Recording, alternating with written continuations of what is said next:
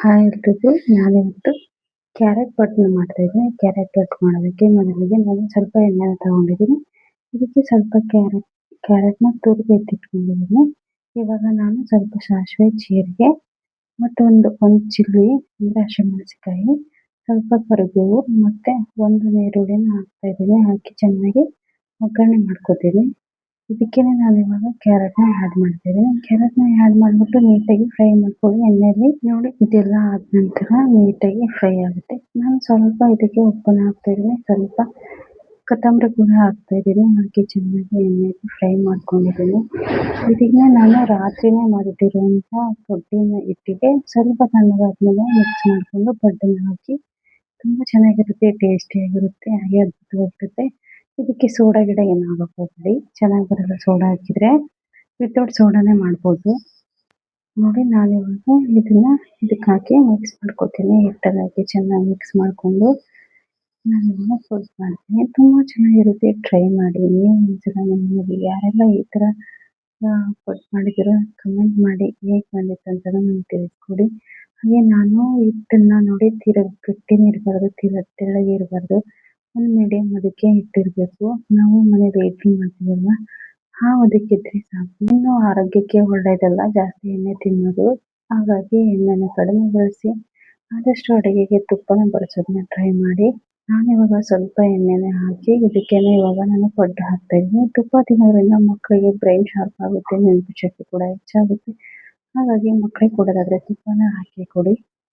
ಇನ್ನು ನಾನು ಇದಕ್ಕೆ ಪಡ್ಡನ್ನ ಹಾಕಿ ಎರಡು ಕಡೆ ಗೋಲ್ಡನ್ ಕಲರ್ ಆಗೋವರೆಗೂ ಚೆನ್ನಾಗಿ ಫ್ರೈ ಮಾಡಿಕೊಂಡು ತಿಂತೀನಿ. ಇದಕ್ಕೆ ನೀವು ಕೂಡ ಹಾಗೆ ಮಾಡಿ ನೋಡಿ.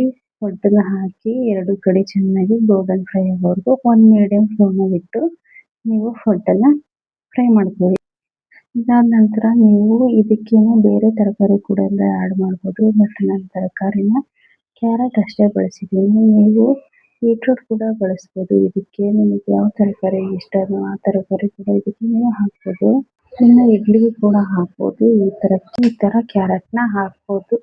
ಇನ್ನು ಯಾರೆಲ್ಲ ನನ್ನ ವಿಡಿಯೋನ ಹೊಸ್ದಾಗಿ ನೋಡ್ತಾ ಇದ್ದಾರೆ, ವಿಡಿಯೋನ ಸಬ್ಸ್ಕ್ರೈಬ್ ಮಾಡಿಕೊಂಡು ವಿಡಿಯೋ ನೋಡಿ ಇದನ್ನು ನಾನು ಇವಾಗ ಒಂದು ಸೈಡ್ ಬೇಯಿಸ್ಕೊಂಡಿದ್ದೀನಿ. ಇವಾಗ ಇದನ್ನು ನೋಡಿ ತಿರುಗಿಸ್ಬಿಟ್ಟು ಮತ್ತೊಂದು ಕಡೆ ನಾನು ಫ್ರೈ ಮಾಡ್ಕೊತೀನಿ. ಈ ಥರ ನಿಧಾನಕ್ಕೆ ತಿರುಗಿಸಿ ಫ್ರೈ ಮಾಡ್ಕೊಳ್ಳಿ, ಚೆನ್ನಾಗಿರುತ್ತೆ.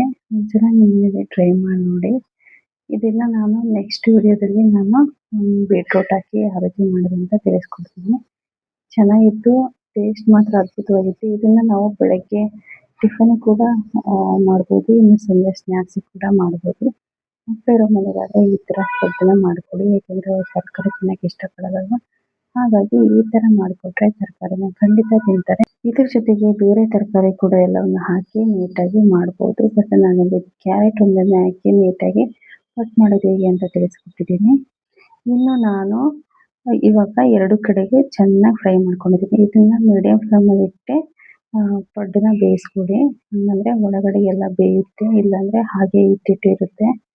ನೋಡಿ, ಈ ಥರ ಚೆನ್ನಾಗಿ ಫ್ರೈ ಮಾಡಿಕೊಂಡು ಇದಾದಮೇಲೆ ಸರ್ವ್ ಮಾಡಿ. ಇದನ್ನೇ ನೀವು ನಿಮ್ಮ ಮನೇಲಿ ಯಾವ ಥರ ಚಟ್ನಿ ಮಾಡ್ತೀರೋ ಆ ಚಟ್ನಿ ಜೊತೆಗೆ ತಿನ್ಬೋದು. ಕೆಂಪು ಚಟ್ನಿ, ಶೇಂಗಾ ಚಟ್ನಿ, ಕಾಯಿ ಚಟ್ನಿ ಅಥವಾ ಯಾವ ಚಟ್ನಿ ನಿಮಗೆ ಯಾವ ಫೇವ್ರೆಟ್ ಚಟ್ನಿ ಇರುತ್ತೋ ಆ ಚಟ್ನಿ ಜೊತೆಗೆ ನೀವು ತಿನ್ಬೋದು. ನಾನು ಇದಕ್ಕೆ ಕಾಯಿ ಚಟ್ನಿ ಮಾಡಿದ್ದೆ, ತುಂಬ ಚೆನ್ನಾಗಿತ್ತು ಟೇಸ್ಟ್ ಕೂಡ. ಚಟ್ನಿ ರೆಸಿಪಿ ಕೂಡ ನಾನು ಮುಂದಿನ ವಿಡಿಯೋದಲ್ಲಿ ಶೇರ್ ಮಾಡ್ತೀನಿ. ಇನ್ನು ಈ ರೆಸಿಪಿನ ನೀವು ಕೂಡ ಮನೇಲಿ ಟ್ರೈ ಮಾಡಿ ನನಗೆ ತಿಳಿಸಿ ಕಮೆಂಟಲ್ಲಿ ಹೇಗಿತ್ತು ಅಂತ. ಉಪ್ಪನ್ನ ನೋಡಿ ಹಾಕ್ಕೊಳ್ಳಿ, ಉಪ್ಪನ್ನ ಜಾಸ್ತಿ ತಿನ್ನೋ ಹಾಗಿಲ್ಲ. ಹಾಗೆ ನಾನು ಮುಂದಿನ ವಿಡಿಯೋದಲ್ಲಿ ಸಿಗ್ತೀನಿ. ಎಲ್ಲರಿಗೂ ಯಾರೆಲ್ಲ ನನ್ನ ವಿಡಿಯೋನ ನೋಡ್ತಾ ಇದ್ದೀರೋ ಅವರಿಗೆಲ್ಲ ತುಂಬ ಧನ್ಯವಾದಗಳು. ನೋಡಿ, ನಾವಿಲ್ಲಿ ಚಟ್ನಿ ಮಾಡಿದ್ದೀರೋ ಆ ಚಟ್ನಿ ಜೊತೆಗೆ ಕ್ಯಾರೆಟ್ ಒಳಗಡೆ ಎಲ್ಲ ತುಂಬ ಚೆನ್ನಾಗಿ ಬಂದಿತ್ತು. ತುಂಬ ಟೇಸ್ಟ್ ಅಂತ ಅದ್ಭುತವಾಗಿತ್ತು. ಎಷ್ಟು ಚೆನ್ನಾಗಿತ್ತು ಅಂದರೆ ನೀವು ಮನೇಲಿ ಒಂದ್ಸಲ ಟ್ರೈ ಮಾಡಿ ಕಮೆಂಟ್ ಮಾಡಿ ಹೇಗಿತ್ತು ಅಂತ. ತುಂಬ ಚೆನ್ನಾಗಿರುತ್ತೆ, ಒಂದ್ಸಲ ಟ್ರೈ ಮಾಡಿ ನೋಡಿ. ಹಾಗೆ ಫುಡ್ ಹೇಗಿತ್ತು ಅಂತ ಕಮೆಂಟ್ ಮಾಡೋದು ಮರಿಬೇಡಿ. ಇದಕ್ಕೆ ಥ್ಯಾಂಕ್ ಯು, ಎಲ್ಲರಿಗೂ ಥ್ಯಾಂಕ್ ಯು.